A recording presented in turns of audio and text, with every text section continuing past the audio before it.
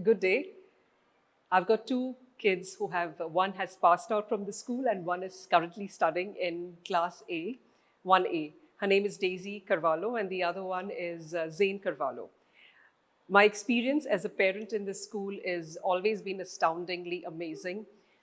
Having two children with two different personalities is something difficult to handle, especially for a parent. And I can imagine teachers out here, especially when you have one as an extrovert and the other one as an introvert.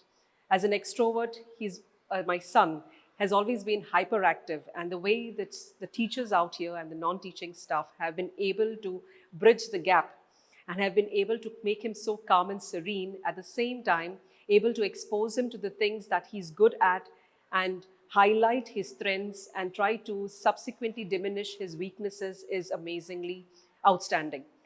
Secondly, when it comes to Daisy, she's in 1A. She being an introvert, I know sometimes it's difficult for people to communicate and understand what her feelings are, but the teachers have done an amazing job in bringing forth her strengths.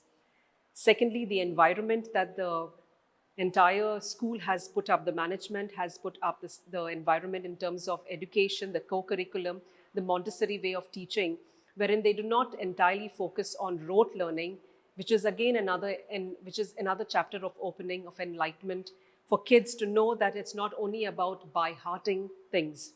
They are allowed to experience and expose to things and understand the concept which is being taught.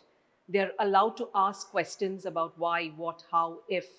And that is exactly where you further on, the teachers are bridging the gap again here with the teacher and the child. And in terms of a parent also, I've never experienced a negative trauma when it comes to communicating with any teacher. They've been very, very comforting and very much at ease.